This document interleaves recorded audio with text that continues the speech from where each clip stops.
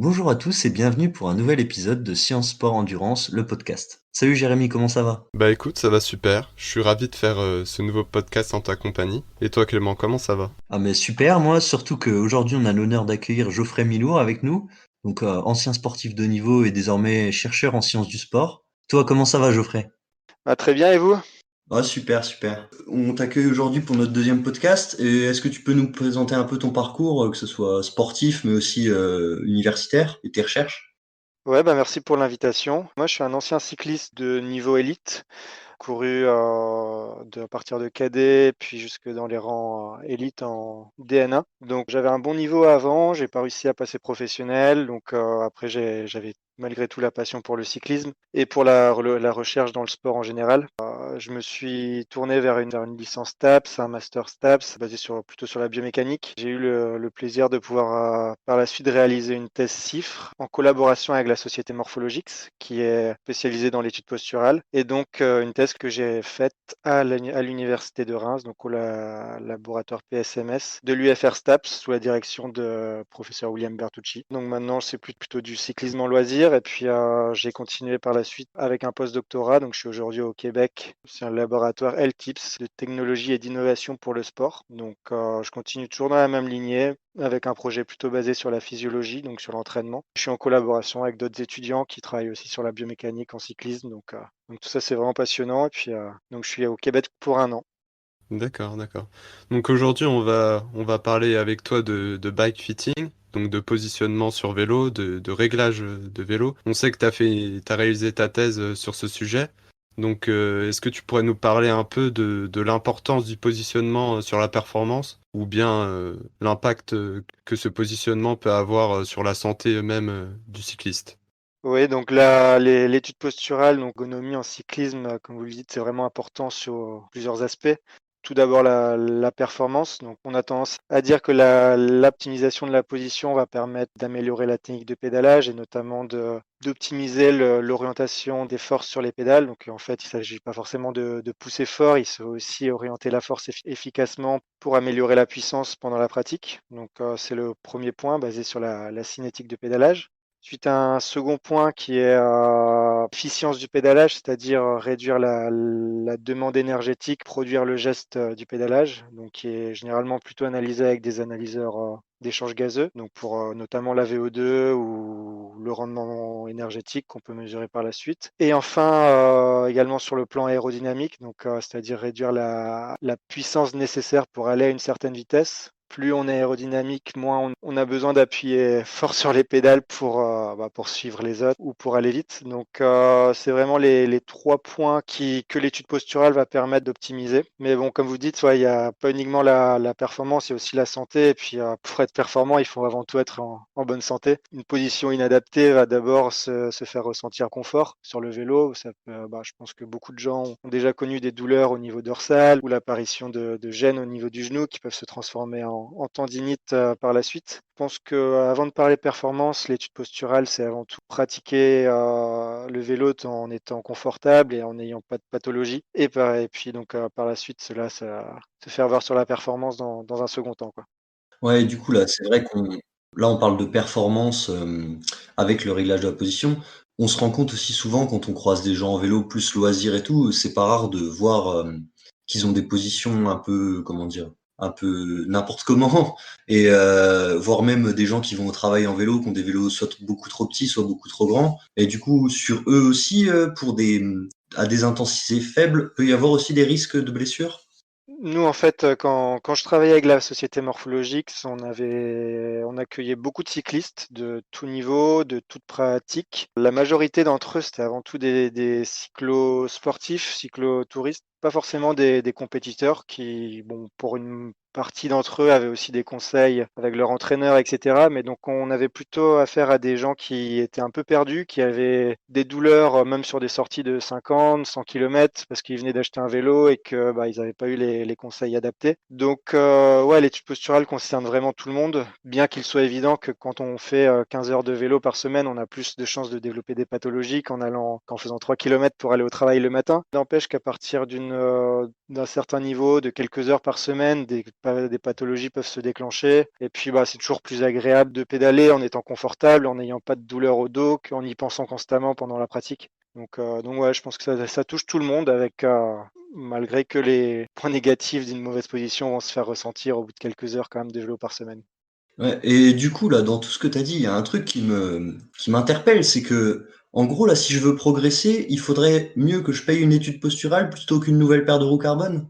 On va dire que pour performer, c'est une somme de détails qui vont notamment, bah, le poids, le poids du vélo, le poids du sujet, pour réduire, la résistance de la gravité, on va dire, pour être plus fort en montée, ouais. Mais une position adaptée va avoir, bah, comme on le disait tout à l'heure, 2 impacts. C'est d'une, elle va éviter d'être blessé. Donc avoir des roues carbone et ne pas pouvoir, faire de vélo parce qu'on a une tendinite, ça sert pas à grand chose. Et puis de 2, la position adaptée va permettre d'être performant sous plusieurs points, donc être, d'un point de vue biomécanique comme aérodynamique. On me disait parfois que l'étude posturale dans un magasin ou dans un centre d'études posturales, c'est cher. Bah oui, on est généralement aux alentours de 200-300 €, donc c'est un certain coût. Quand on fait un ratio entre le prix de l'étude posturale et le prix de paire de roues ou d'un vélo qui peuvent, s'élever à plusieurs milliers d'euros, bah, faut savoir ce qu'on veut et pour être performant et en bonne santé, l'étude posturale est essentielle. Mmh.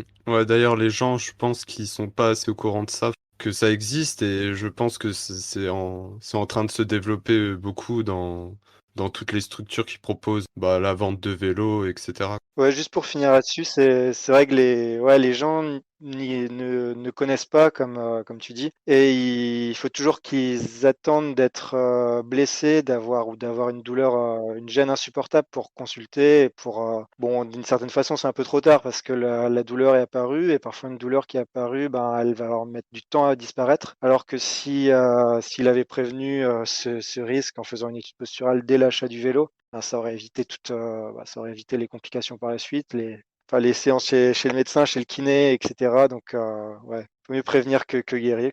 Ouais, on peut l'utiliser en prévention, quoi, ça c'est sûr. Du coup, j'aurais une autre question, c'est par rapport aux disciplines.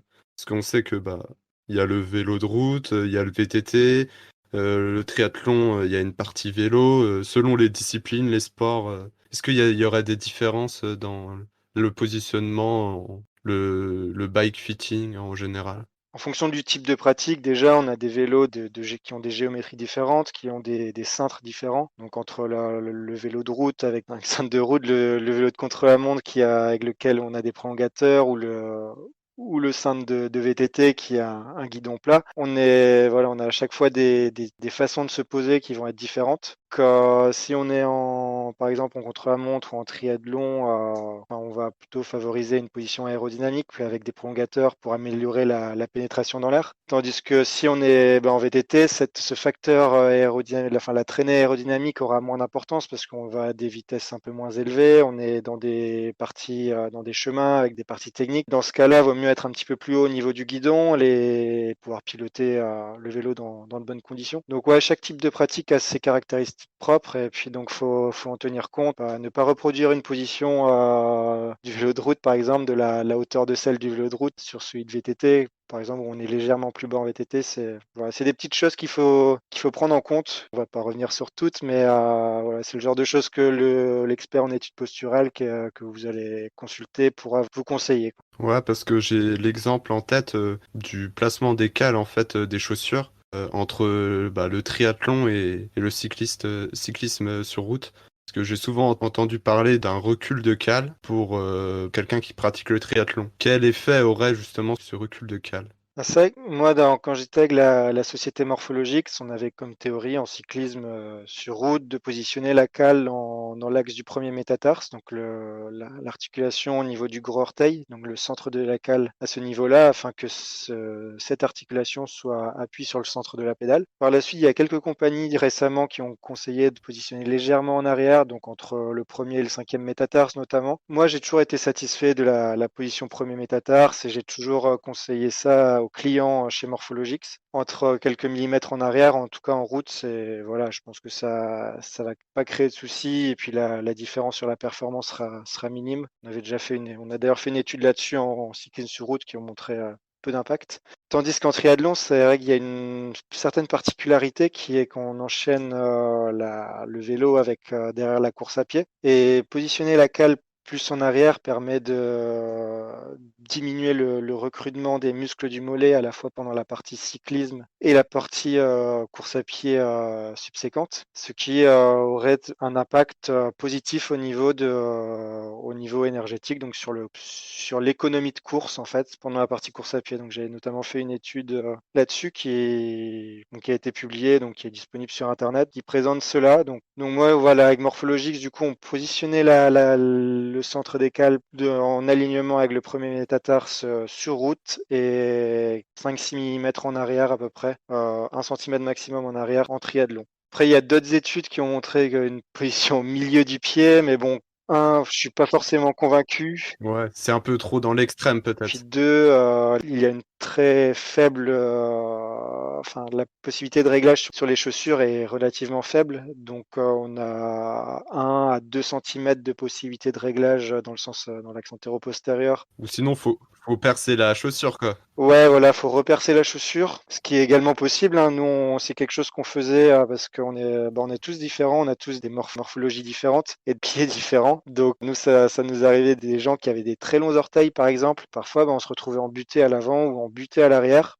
et on ne pouvait pas positionner les cales idéalement. Et dans ce cas, la seule solution était de repercer les chaussures. Et du coup, pour finir ce petit entretien, une dernière petite question.